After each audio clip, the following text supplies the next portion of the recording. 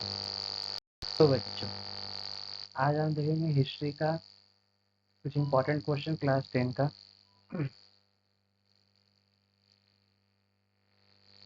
चलिए देखते हैं पहला प्रश्न क्या।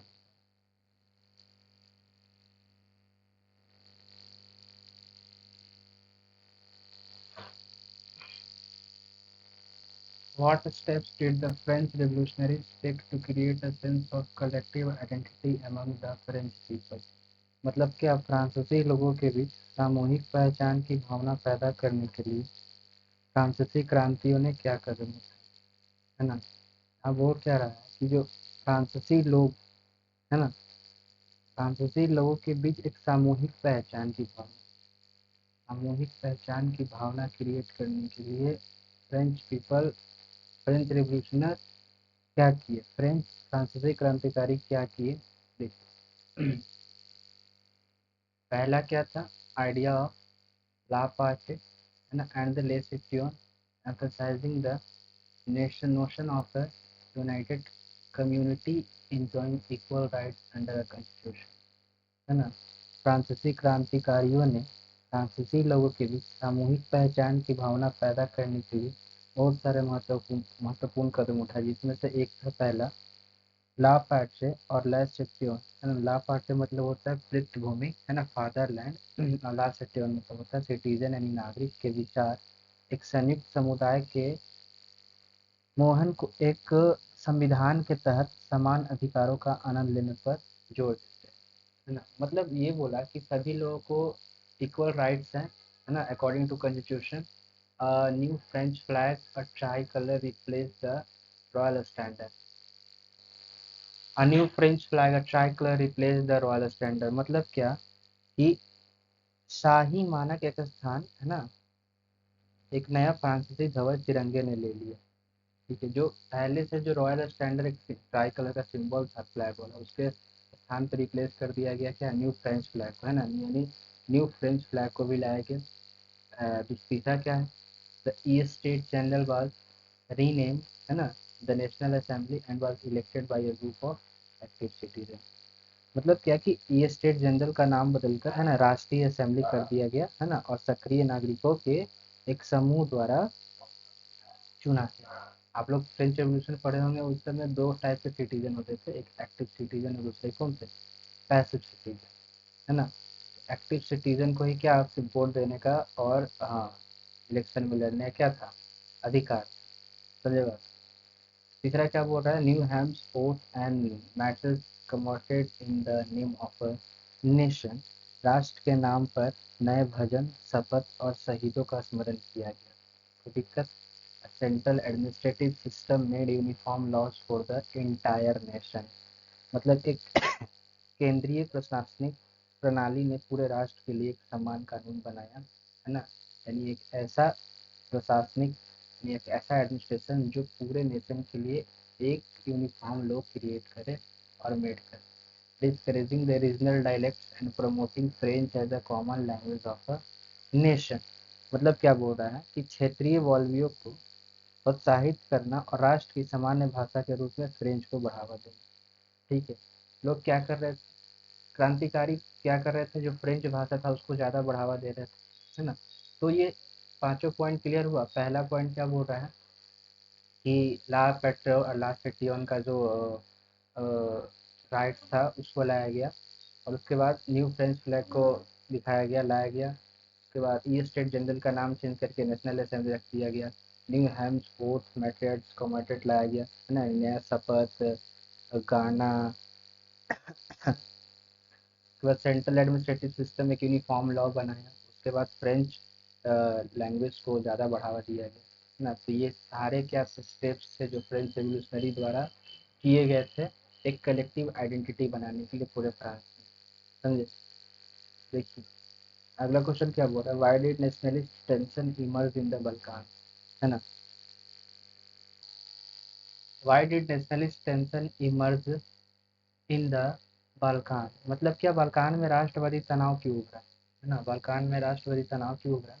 Nationalist tension emerge in Balkan because, है ना, because of the spread of the ideas of romantic nationalism and also a disintegration of Ottoman Empire that had previously ruled over this area. मतलब क्या कहना चाहते हैं, जो रोमांटिक राष्ट्रवाद के विचारों के प्रसार के साथ साथ है ना ऑटोवन साम्राज्य का विघटन भी हुआ, जिसने पहले इस क्षेत्र पर शासन किया। समझे बात, क्या कहना चाहता है, जैसे जो रोमांटिक नेशनलिज्म था है ना, इस आइडिया का जो स्प्रेड हुआ है ना, यानी फैला ये आइडिया, वैसे ही ऑटोवन जो एम्पायर था वो क्या हो गया, ब्रेक हो गया है ना। उसके बाद इसी क्षेत्र पर शासन किया गया, जो बल्कान क्षेत्र है ना, जो रीजन है, इस पे क्या किया गया, रूल किया गया। The different Slavic community in the Balkan began to strive for independent rule. मतलब क्या, बल्कान में विभिन्न जो स्लाइव कम्युनिटी थे है ना, स्लाविक कम्युनिटी थे है ना, उन्होंने इंडिपेंडेंस के लिए बहुत सारी कोशिशें करना शुरू कर दी। They were jealous of each other, every state है ना more territory even at the expense of the other. मतलब क्या, वे एक दूसरे से ईर्ष्या करते थे है ना, और प्रत्येक राज्य दूसरे की कीमत पर भी अधिक क्षेत्र चाहता था। प्रत्येक राज्य दूसरों की कीमत पर भी अधिक क्षेत्र क्या करता था, चाहता था। Also, the hold of imperial power over the Balkan made the situation worse। मतलब क्या, साथ ही बल्कान पर शाही सत्ता की पकड़ ने है ना स्थिति को और भी बदतर बना दिया। समझ रहे, Russia, Germany, England, Austria Hungary also wanted more control over this area। This conflict ultimately lead to the First World War in 1940 है ना। रूस, जर्मनी, इंग्लैंड, ऑस्ट्रिया हंगरी सभी क्षेत्र पर अधिक नियंत्रण चाहते थे। इन संघर्षों के कारण 1914 में है ना प्रथम विश्व युद्ध हुआ था। यही सब के कारण जो फर्स्ट वर्ल्ड वॉर क्रिएट हो गया था 1939 में। आपको समझ में आया बल्कान में राष्ट्रवादी तनाव क्यों उभरा। पहला तो कारण ये था कि रोमांटिक जो नेशनलिज्म था ना, रोमांटिक नेशनलिज्म का प्रसार हुआ है ना, उसके चलते ऑटोमन एम्पायर ब्रेक हो गया है ना। उसके बाद इसी क्षेत्र पे बहुत लोग शासन करना चाहते थे। दूसरा पॉइंट क्या, बल्कान में बहुत सारे स्लैविक कम्युनिटी थे है ना, वो लोग भी इंडिपेंडेंस के लिए विद्रोह करना शुरू कर दिए, स्टार्ट कर दिए।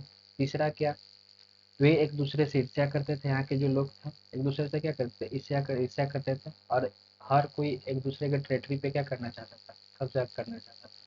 और साथ ही में बल्कान पर शाही सत्ता की भी पकड़ ने स्थिति को और भी बदतर बना दिया। रूस, जर्मनी, इंग्लैंड, ऑस्ट्रिया हंगरी ने सभी ने इस क्षेत्र पर नियंत्रण करना चाहा। यही कारण बना पहला वर्ल्ड वार यानी फर्स्ट वर्ल्ड वार का 1914। के लिए आगे देखते हैं। अगला क्वेश्चन क्या बोल रहा है, list all the different social group which join the non cooperation movement of 1921, then choose any three and write about their hopes and struggle to show why they join the movement. मतलब क्या, उन सभी विभिन्न सामाजिक समूहों की सूची बनाई, ठीक है, जो 1921 के असहयोग आंदोलन में शामिल हुए थे, और फिर किन्हीं तीन को चुने और उनकी आशाओं और संघर्षों के बारे में लिखे और बताए कि वे आंदोलन में क्यों शामिल हुए। समझे बात को, मतलब हमको क्या करना है ना, अलग अलग जो सोशल ग्रुप है ना, उनके बारे में लिखना है कि क्यों नॉन कॉपरेशन मूवमेंट को ज्वाइन किए है ना। दूसरी सोशल ग्रुप में से कोई भी तीन गो के बारे में बताना है, और बताना है कि वो ज्वाइन किए, उनके क्या थोड़े बहुत संघर्ष हुए, आशाएं क्या थी। समझे बात, different social group that joined the non-cooperation movement of 1921 है ना, where the urban middle class comprising lawyers, teachers, headmaster, student and peasant travels and workers। समझे बात, 1921 के असहयोग आंदोलन यानी नॉन कॉपरेशन मूवमेंट में शामिल होने वाले बहुत सारे सोशल ग्रुप थे, जैसे मिडिल क्लास के लोग थे है ना, लॉयर थे, टीचर्स थे, हेडमास्टर थे, स्टूडेंट थे, पीजन मतलब किसान थे, किसान क्लास से भी आते थे, ट्राइबल्स थे, और वर्कर्स यानी आदिवासी और श्रमिक भी शामिल थे। तो उन्हीं तीनों में से ये सारे में से कोई भी तीन को आपको क्या करना है, एक्सप्लेन करना है कि वो ज्वाइन किए, उनके होप्स क्या थे यानी आशाएं, और कितनी वो लोग स्ट्रगल किए इस मूवमेंट में। तो middle class join the movement because of the boycott of foreign goods would make the sale of their textile and handlooms go up है ना। मध्य वर्ग इस आंदोलन में शामिल हो गया क्योंकि विदेशी वस्तुओं के बहिष्कार से उनका कपड़ा और हथकरघा की बिक्री बढ़ गई। है ना। तो मिडिल क्लास इसमें ज्वाइन इसलिए हुए थे क्योंकि नॉन कॉपरेशन मूवमेंट में जितना ही ब्रिटिश गुड था उसको तो यूज़ करना नहीं था, तो उसके अलावा ऑप्शन क्या बचा, इंडियंस का, है ना। तो इंडियंस का जो टेक्सटाइल था, इंडस्ट्री था, थोड़ा सा क्या हो गया, फॉरेन ट्रेड बढ़ गया, फॉरेन गुड्स को बॉयकॉट करने के बाद, है ना। तो जो मिडिल क्लास ज्वाइन इसलिए किए थे मूवमेंट को ताकि वो लोग का टेक्सटाइल और हैंडलूम का सेल बढ़ जाए, ठीक है। तो peasants to part in the movement because they hope they would be saved from the oppressive landlord high taxes by the colonial government। Understand, मतलब कि किसानों ने आंदोलन में भाग लिया क्योंकि उन्हें आशा थी कि वे दमनकारी, है ना, जमींदारों औपनिवेशिक सरकार द्वारा लिए गए जाने वाले उच्च कर से बच जाए। वो लोग इसलिए ज्वाइन किया, ये जानता था कि इसको ज्वाइन कर लेंगे तो उनको टैक्स नहीं देना पड़ेगा, है ना। लैंड लॉर्ड का जो दबाव था वो हमको झेलना नहीं पड़ेगा, समझे बात को। उसके बाद प्लांटेशन वर्कर देखते हैं क्यों इसको ज्वाइन किए। Plantation worker took part in the agitation hoping they would get the right to move freely in and outside the plantation and get land in their own village। मतलब क्या बगान श्रमिकों ने इस उम्मीद से आंदोलन में भाग लिया कि उन्हें बगानों के अंदर और बाहर स्वतंत्र रूप से घूमने और अपने गांवों में जमीन पाने का भी अवसर मिलेगा, यानी अधिकार मिलेगा। तो प्लांटेशन वर्कर यानी बगान जो श्रमिक थे वो इसलिए इसमें पार्टिसिपेट किए ताकि उन्हें लगा कि इस पार्टिसिपेट करेंगे इस नॉन कॉपरेशन मूवमेंट में तो हमको फ्रीली मूव करने देगा, ठीक है, मूव करने को मिलेगा और हमको अपना ही गांव में अपना ही ज़मीन पे खेती करने को मिलेगा, ठीक है। तो सारे पॉइंट समझ गए क्यों बहुत कौन कौन से सोशल ग्रुप थे जो नॉन कॉपरेशन मूवमेंट में भाग लिए थे।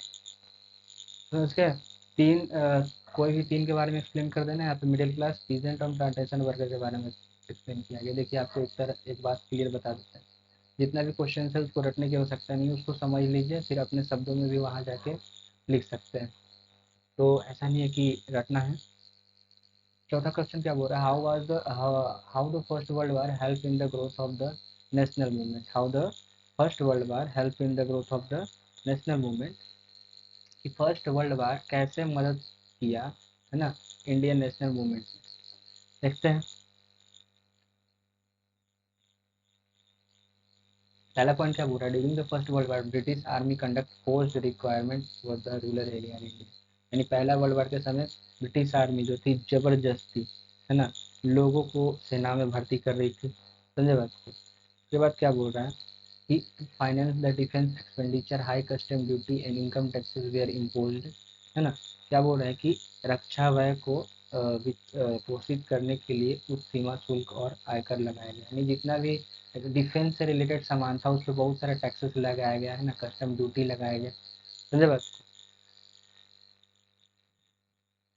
उसके बाद क्या बोल रहा है, ऑल्सो ड्यूरिंग 1918 टू 1919 1921, है ना, crop failed in many parts of India thereby result in acute food storage, है ना, 1918 से 1919 और 1920 से 1921 में क्रॉप फेल हो गया था, क्रॉप फेल्यूर हुआ था, है ना, भारत के कई हिस्से में फसलें खराब हो गई जिसके परिणाम स्वरूप भोजन की भारी कमी हो गई। ये भी एक कारण था क्या कि फर्स्ट वर्ल्ड वार हेल्प किया नेशनल मूवमेंट को ग्रोथ, नेशनल मूवमेंट क्या ग्रोथ में। All this caused extensive anger, opposition against the British colonial rule, है ना, and the national movement of India headed toward a stronger, more effective direction, है ना। इसी सब के कारण ब्रिटिश सरकार, है ना, शासन के खिलाफ व्यापक गुस्सा और विरोध हुआ और भारत का राष्ट्रीय आंदोलन एक मजबूत, अधिक निश्चित दिशा की ओर बढ़ गया। समझ गए, ये सारे पॉइंट थे। पहला पॉइंट क्या था कि पहला वर्ल्ड वार के कारण बहुत सारे, फर्स्ट वर्ल्ड वार में जबरदस्ती लोग क्या किया जाता, भर्ती किया जा रहा था। उसके बाद जो डिफेंस एक्सपेंडिचर था, डिफेंस का जितना भी सामान था उस पर हाई रेट ऑफ टैक्सेस और हाई ड्यूटी लगाया, कस्टम ड्यूटी लगाया गया था। 1918 1919 1920-21 में क्रॉप फेल हो गया था जिसके कारण भूखमरी हो गया, फूड की कमी हो गई थी। और लास्ट क्या कि यही ऑल दिस, यही सब के कारण क्या ब्रिटिश को, है ना, नेशनल मूवमेंट का स्ट्रॉन्गर मिला, है ना, और डेफिनेट डायरेक्शन मिला, समझे बात को। यानी इसके सबके कारण ब्रिटिश औपनिवेशिक शासन के खिलाफ व्यापक गुस्सा और विरोध हुआ और भारत का राष्ट्रीय आंदोलन एक मजबूत, अधिक निश्चित दिशा की ओर बढ़ गया। आगे देखते क्या होता है।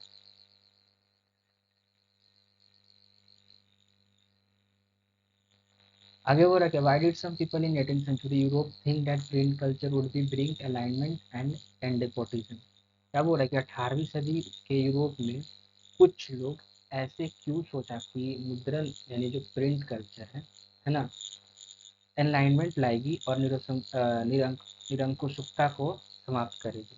समझे बात को, मतलब डेपोटिज्म को और कैसे समाप्त करिए प्रिंट कल्चर 18th सेंचुरी में, क्यों ऐसा लोगों को लगा। तो many people in the 18th century Europe thought that print culture has power into bring alignment and nepotism। बहुत लोगों को लगा 18th सेंचुरी में कि प्रिंट कल्चर के माध्यम से अलाइनमेंट आएगा और डेस्पोटिज्म है ना को डेस्पोटिज्म को हम खत्म कर सकते हैं, यानी समाप्त कर सकते हैं। This would help in spreading of literacy knowledge among all the classes. मतलब क्या, प्रिंट कल्चर के माध्यम से लोगों के बीच जो साक्षरता और ज्ञान का प्रसार में मदद मिला है ना, प्रिंट कल्चर की मदद से लोग पढ़े है ना, उनको नॉलेज गेन हो रहा था। सोशल रिफॉर्मर लाइक लुइस है ना, सेबेस्टियन मर्सियर है ना, Martin Luther felt that the print culture is the most powerful engine of progress and public opinion, hence it would be definitely bring enlightenment and end to despotism। मतलब क्या, बहुत सारे जो philosopher थे है ना, बहुत सारे जो रिफॉर्मर्स थे, सोशल रिफॉर्मर्स थे है ना, लुइस हो गए है ना, सेबेस्टियन मर्सियर हो गए, मार्टिन लूथर हो गए है ना, ये सब ऐसे समाज सुधारक थे है ना, उनको महसूस हुआ कि प्रिंट कल्चर की मदद से सबसे प्रिंट कल्चर एक सबसे शक्तिशाली इंजन है और इसलिए यह निश्चित रूप से ज्ञान योद्धा लाएगा और डेस्पोटिज्म को समाप्त करेगा। समझे बात, चलिए आगे देखते। तो समझ गए कि 18th सेंचुरी में क्यों यूरोप के लोग ऐसा सोचते थे कि प्रिंट कल्चर से डेपोटिज्म समाप्त हो जाएगा और एनलाइटमेंट आएगा है ना। तो इसलिए सोचते थे क्योंकि प्रिंट कल्चर के माध्यम से लिटरेसी रेट बढ़ गया था, लोगों में नॉलेज कैपेसिटी इंक्रीज हो रहा था। समझे बात को। और बहुत सारे सोशल रिफॉर्मर का भी कहना था कि प्रिंट कल्चर के आने से नेपोटिज्म समाप्त हो जाएगा और एनलाइटमेंट आ जाएगा, क्योंकि प्रिंट कल्चर क्या है, प्रिंट कल्चर एक मोस्ट पावरफुल इंजन है प्रोग्रेस का। अंडरस्टैंड। ठीक है।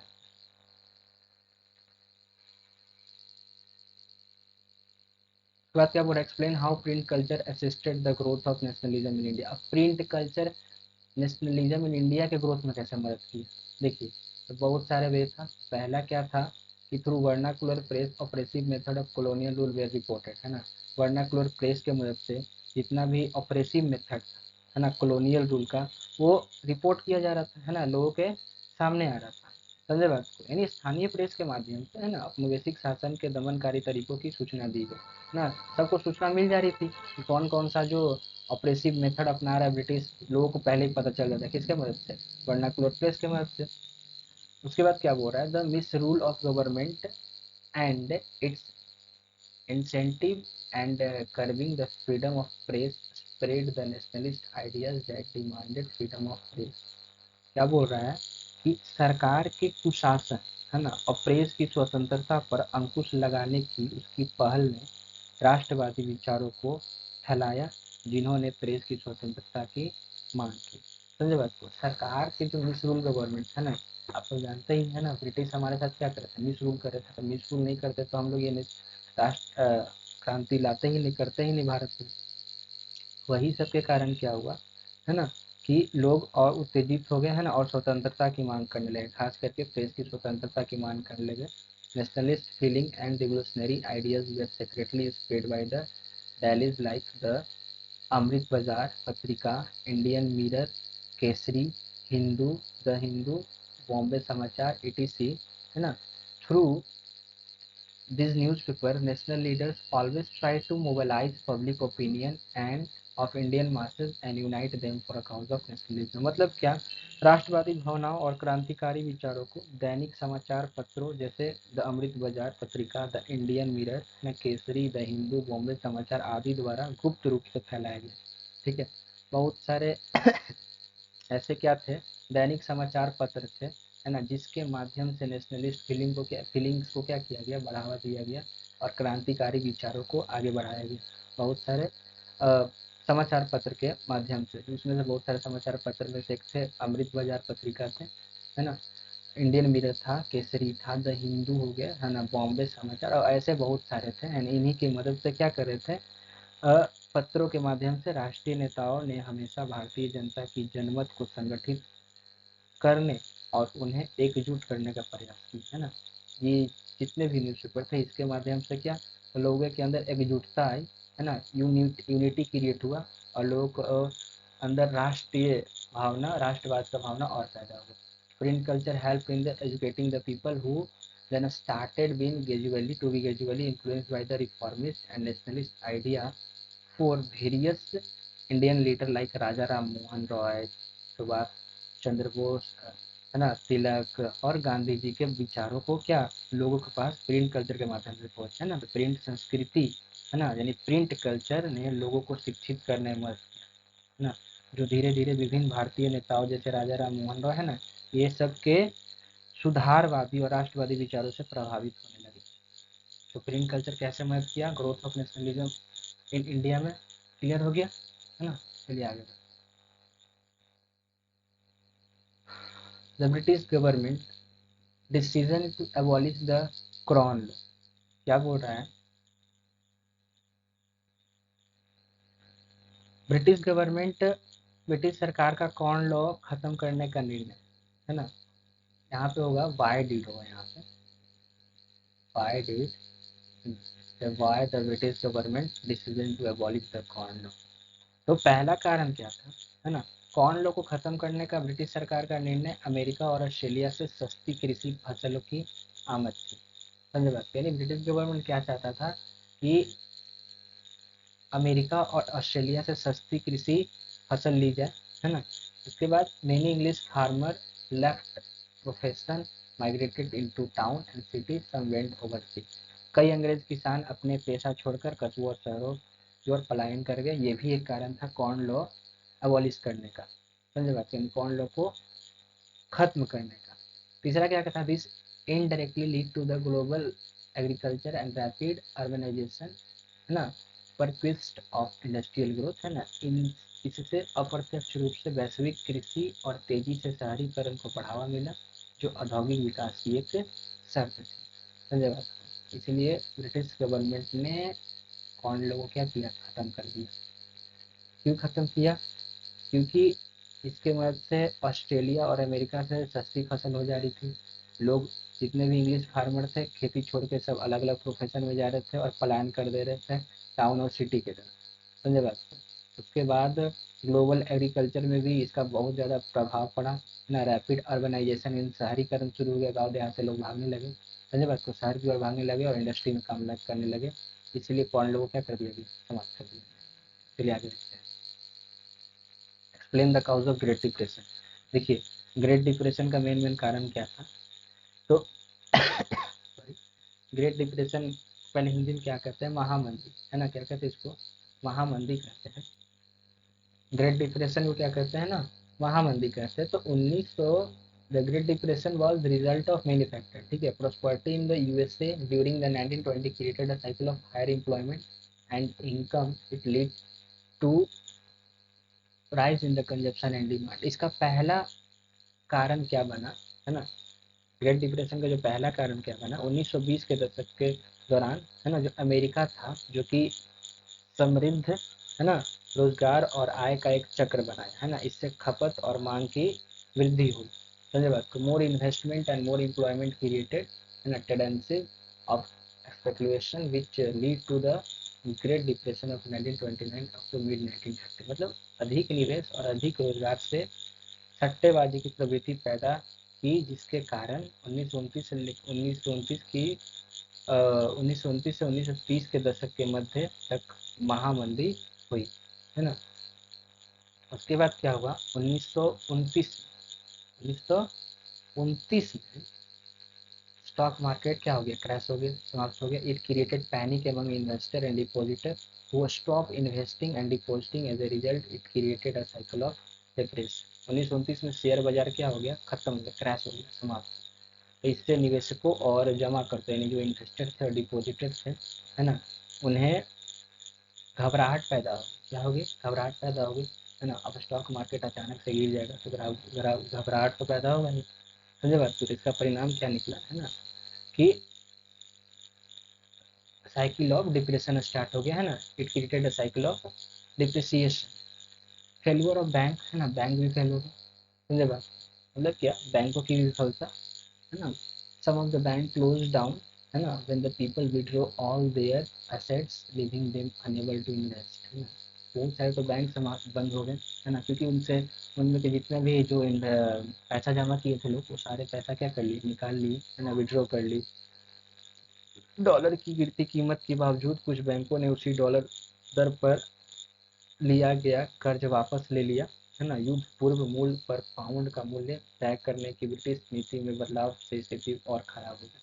मतलब क्या बोल रहा है, जो डॉलर था है ना, some banks back loans taken from them at the same dollar rate in spite of falling of dollar. It was the worsened by British change and its policies to value pound at the pre-war value।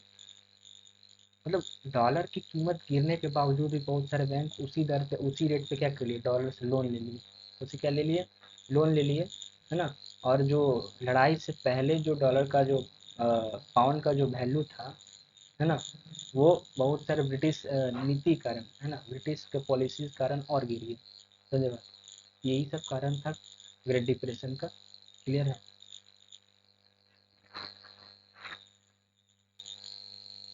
क्या बोल रहा है, would block print 1295 1295 के बाद Europe में आया। कैसे, देखिए, wood block print was invented around the 6th century in China.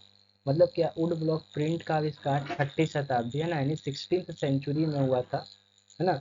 16th century के आसपास हुआ था चाइना में।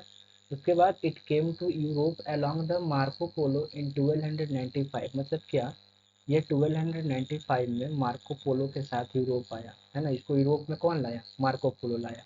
एग्जाम में डायरेक्ट पूछ देगा, प्रिंट जो था वुड ब्लॉक प्रिंट किसके द्वारा लाया गया यूरोप में, तो मार्को पोलो। कब, 1295 में।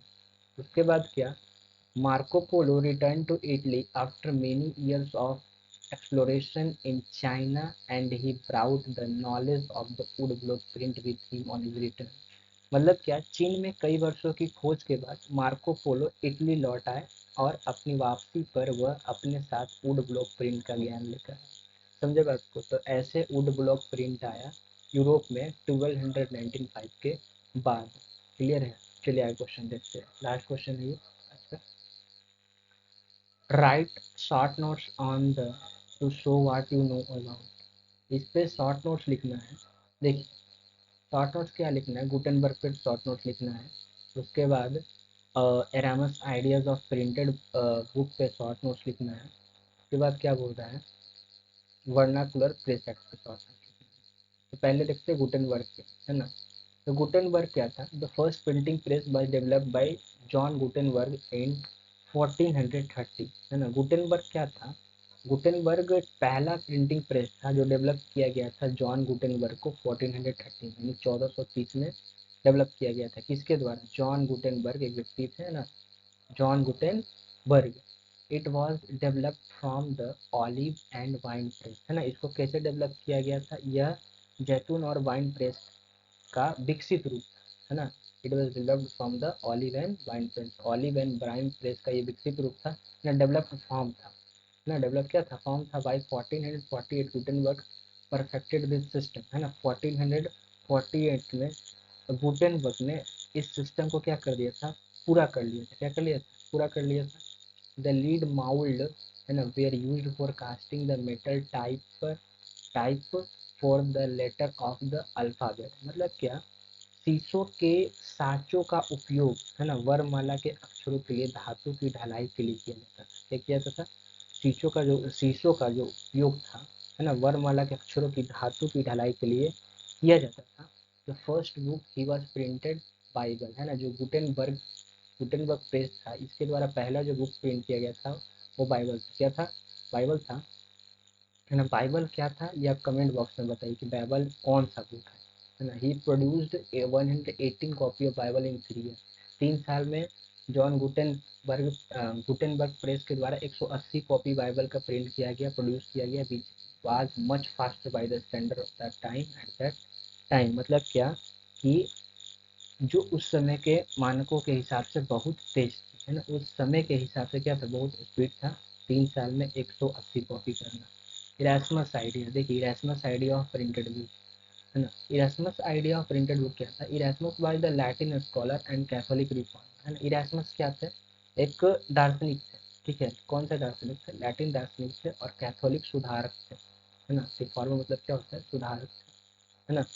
उन्होंने पुस्तकों की छपाई की आलोचना की, क्या की, उन्होंने पुस्तकों की छपाई क्या की, आलोचना की, क्रिटिसाइज किया, क्रिटिसाइज किया, क्रिटिसाइज मतलब क्या होता है, आलोचना करना, है ना। उनका विचार था कि अधिकांश पुस्तकें मूर्खतापूर्ण, अज्ञान अज्ञानपूर्ण, निंदयी, प्रलापूर्ण, अधार्मिक और देशद्रोही है। इनको लगता था कि जो बहुत सारे बुक है ऐसे इनोग्रेंट है, स्टूपिड है ना, स्कैंडलस है, रैलिंग है, ये रिलीजियस है और सैडिस्टिक है। मतलब उनके नज़र में बहुत सारे बुके वैसे भी लोग छाप रहे थे जो पढ़े लिखे नहीं है, जो मूर्ख है ना, जिनको धर्म का ज्ञान नहीं है, देशद्रोही है, वो ही बुक छाप रहे हैं। किसके द्वारा, किसको लगा, एरास्मस को लगा। According to him such book devaluate the valuable, है ना। उनके द्वारा क्या, उनके अनुसार ऐसी पुस्तकें मूल्यवान पुस्तकों का भी अमूल्यवान करती, मतलब वैसे बुक का भी वैल्यू नीचे गिरा देते जिसका वैल्यू बहुत अधिक है। समझे, तो समझ गए इरास्मस क्या थे, उनके विचार क्या थे प्रिंटेड प्रिंटेड बुक को लेकर। वर्नाकुलर प्रेस एक्ट, देखिए वर्नाकुलर प्रेस एक्ट क्या था, modelled on the Irish press law, it was passed in 1878। This law gave the government technical right to censor reports and editorials in the vernacular press. If a satirical report was published and the newspaper did not adhere to an initial warning, then the press was seized and the printing machinery confiscated. This was a complete violation of the freedom of expression. क्या बोल रहा है, जो vernacular press अधिनियम था ना, Irish press कानूनों पर आधारित था, समझे। इसे 187 में पारित किया गया था, कब पारित किया गया था, 1878 में पारित किया गया था। यह कानून ने सरकार के वर्नाकुलर प्रेस रिपोर्ट और संपादकीय को सेंसर करने का अत्याचारी अधिकार दिया। यदि कोई देशद्रोही रिपोर्ट प्रकाशित होती थी और अखबार प्रारंभिक चेतावनी पर ध्यान नहीं देता था तो प्रेस जब्त कर ली जाती थी और मुद्रण मशीनरी जब्त कर ली जाती थी। यह पूरी तरह से अभिव्यक्ति की स्वतंत्रता का उल्लंघन था। मतलब क्या बोल रहा है कि वर्नाकुलर प्रेस एक ऐसा एक्ट था जिसके द्वारा कोई भी व्यक्ति सरकार के खिलाफ कुछ भी बोलेगा तो उस प्रेस को क्या कर दिया जाता था, क्लोज कर दिया जाता था, बैन कर दिया जाता था, है ना, और उसके खिलाफ कड़ी से कड़ी कार्रवाई की जाती थी। तो ये लोगों की अभिव्यक्ति है ना, यानी जो फ्रीडम ऑफ एक्सप्रेशन था उसका बहिष्कार होना, एक उल्लंघन था। समझे बात को, तो वर्नाकुलर प्रेस एक्ट समझ गए, वर्नाकुलर प्रेस एक्ट क्या था, सॉरी, ठीक है। तो सारे क्वेश्चन समझ में आए proper. Thank you for watching the video और wait for next video and comment में which video should be made next time. Thank you.